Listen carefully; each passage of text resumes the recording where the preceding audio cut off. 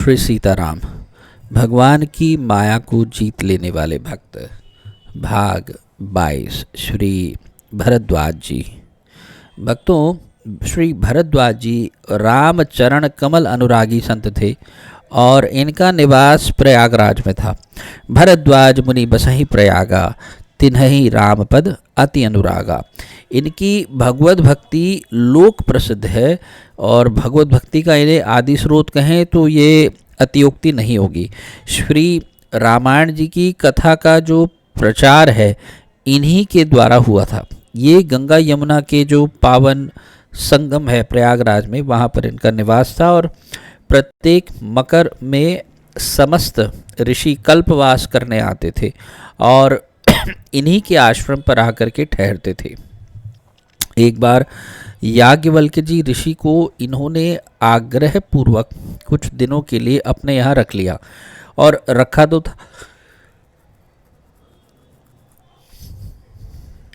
था भगवत कथा सुनने के लिए, और इसीलिए उनकी विधिवत पूजा करके वे बोले, नाथ एक संसव बड़ मोरे, करगत वेद तत्व सब तोरे, कहत सो मोही लागत भय लाजा, जौ न कहूँ बड़ होई अकाजा, एक राम अवधेश कुमारा, तिनकर चरित विदित संसारा, नारी बिरह दुखु लहेउ अपारा, भयउ रोषु रन रावण मारा, प्रभु सोई राम के अपर को, जाहि जपत त्रिपुरारी, सत्यधाम सर्वज्ञ तुम, कहु विवेक विचारी। याज्ञवल्क्य जी ने जब इनका संशय सुना कि तो वो सुनकर के हंस पड़े और उन्होंने सोचा कि भरद्वाज मुनि और उनको ये संदेह, ये तो असंभव है। जगत के हित के लिए वे राम कथा सुनना चाहते हैं जिससे सभी को राम कथा बार बार सुनने को मिले। इसलिए याज्ञवल्क्य जी हंसकर बोले, चतुराई तुम्हारी मैं जानी, चाहु सुने राम गुण गूढ़ा, कीन्ही हूँ प्रश्न मनहु अति मूढ़ा। तब याज्ञवल्क्य जी ने समस्त कथा सुनाई। वही राम सुरसरिधारा श्री रामायण हुई जो त्रैलोक के पावन करने में समर्थ हुई। भक्तों, आपने रामचरितमानस में भी ऐसा देखा और सुना होगा कि राम कथा को सुनाने के लिए 4 अलग घाट बने हुए हैं। तो एक घाट पर शंकर जी पार्वती जी को सुना रहे हैं राम कथा, दूसरे घाट पर याज्ञवल्क्य जी भारद्वाज जी को सुना रहे हैं, तीसरे घाट पर तुलसीदास जी हनुमान जी को सुना रहे हैं और चौथे घाट पर काकभुषुंडी जी गरुड़ जी को राम कथा सुना रहे हैं। तो इस प्रकार ये 4 घाट हैं, 4 अलग अलग श्रोता हैं और 4 अलग अलग वक्ता है। चारों घाटों पे राम कथा चली आ रही है। और भगवान श्री रामचंद्र जी को जब वनवास हुआ तो सबसे पहले वे श्री भरद्वाज मुनि जी के ही आश्रम पर आए।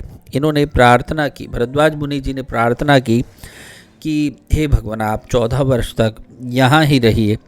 तो भगवान ने कहा कि अवध तो बहुत समीप है यहाँ पर और हर रोज़ ही भीड़ लगती रहेगी, तो इसलिए इनकी आज्ञा लेकर वे इनकी जो आज्ञा है, इनकी आज्ञा लेकर भगवान इनके बताए हुए स्थान चित्रकूट पर चले गए। और भक्तों, एक बड़ी विशेष बात है कि भरत जी जब श्री राम जी की खोज में आए तो उन्होंने, यानी भरद्वाज जी ने इनका इतना भारी स्वागत सत्कार किया कि वे, यानी भरत जी आश्चर्य में पड़ गए। श्री राम जी से भी अधिक इन्होंने उनका सत्कार किया और स्पष्ट कह दिया, सुनहु भरत हम झूठ न कहीं, उदासीन तापस बन रही, सब साधन कर सुफल सुहावा, लखन राम सिय दर्शन पावा, तेहि फल कर फलु दर्श तुम्हारा, सहित पयाग सुभाग हमारा।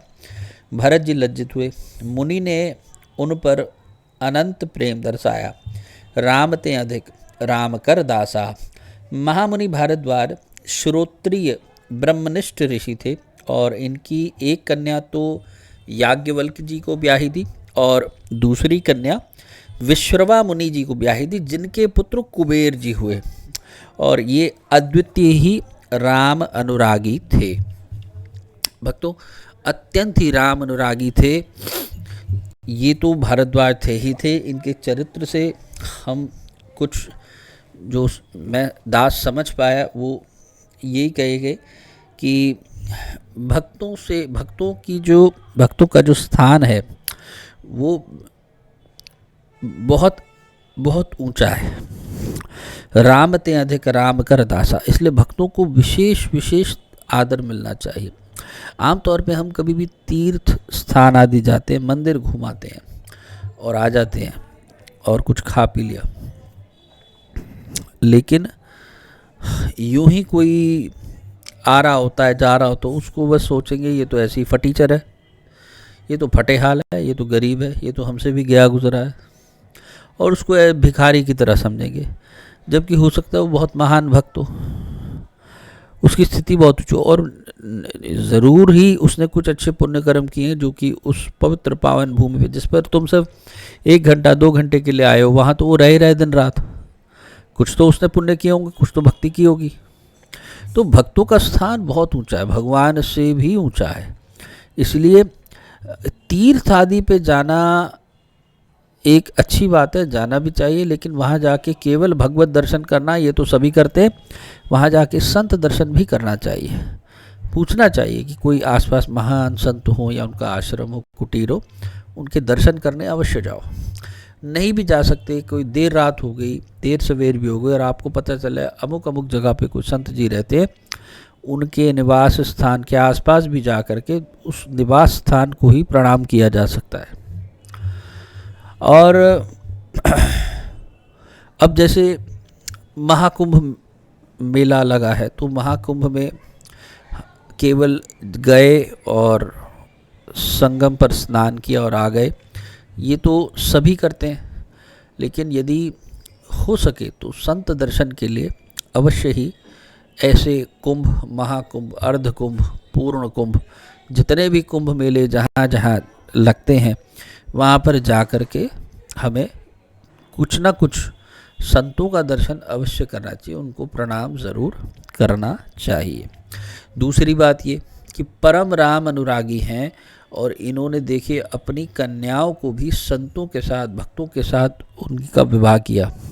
अपनी आपकी जो संतान है वो सबसे अधिक, जो आपकी कन्या है वो सबसे अधिक, आजकल देखा जाता है कि सामने वाला भले ही कुछ भी उसमें कैसा भी आचरण हो, लेकिन कमाता अच्छा है तो बढ़िया आदमी है, लेकिन बाद में कन्या दुख पाए, उससे अच्छा है कि आप पहले ही किसी भगवत भक्त से उसका विवाह करो। आप देखो घर पे क्या वो सत्संग करता है, कीर्तन करता है, या कुछ तिलक आदि धारण करता है, या उसका खान पान विचार कैसा है, तो ऐसे में अपने कन्या को ब्याह देना ज़्यादा ठीक है, बजाय कि आप अमीर घर के शराबी, कबाबी और व्यभिचारी के साथ आप अपने बच्चों का विवाह करें। इसका ये भी अर्थ नहीं है कि वो लोग कभी सुधर नहीं सकते, बिल्कुल सुधर सकते हैं। यदि वो भी सत्संग करें तो ज़रूर सुधर सकते हैं। यदि वो भी भगवत चरित्र सुने, भगवान का सत्संग कीर्तन करें, नाम जप करें, तो वे भी सुधर सकते हैं। और उनको अच्छा संग मिलना चाहिए, ठीक है। अपने ही बच्चों को हम यदि उनके वास्तविक माता पिता की ओर इंगित नहीं कर रहे हैं, उनकी ओर नहीं पथ प्रदर्शन कर रहे हैं, तो हम वाकई में उनके साथ धोखा कर रहे हैं। इसलिए बच्चों में भगवत भक्ति के गुण आएं और उनका विवाह आदि किसी भगवत भक्त के साथ हो जाए, और उसके बाद तो अपने आप भगवान ही सब कुछ वहन करते हैं।